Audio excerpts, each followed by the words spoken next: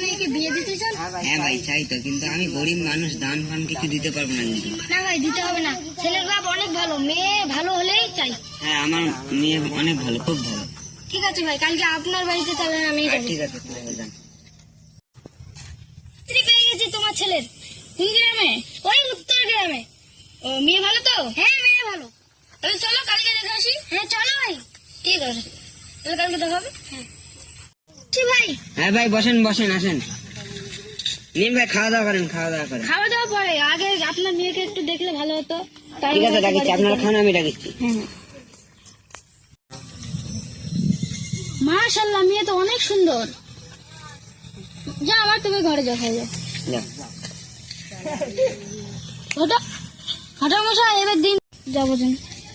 হ্যাঁ সামনে শুক্রবারটা তো অনেক ভালো আছে, ওই দিন তারিখটা কই?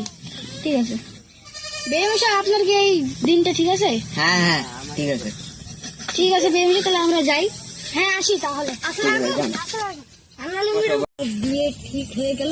হ্যাঁ ভাই আমার মেয়ের বিয়ে ঠিক হয়ে গেছে, কালকে বিয়ে ভাই, আসবেন কিন্তু, নিমন্ত্রণ রইলো। ঠিক আছে ভাই, ঠিক আছে।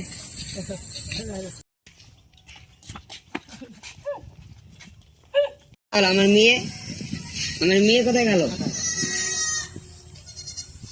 আমার মেয়েকে তো আমি খুঁজে পাচ্ছি না।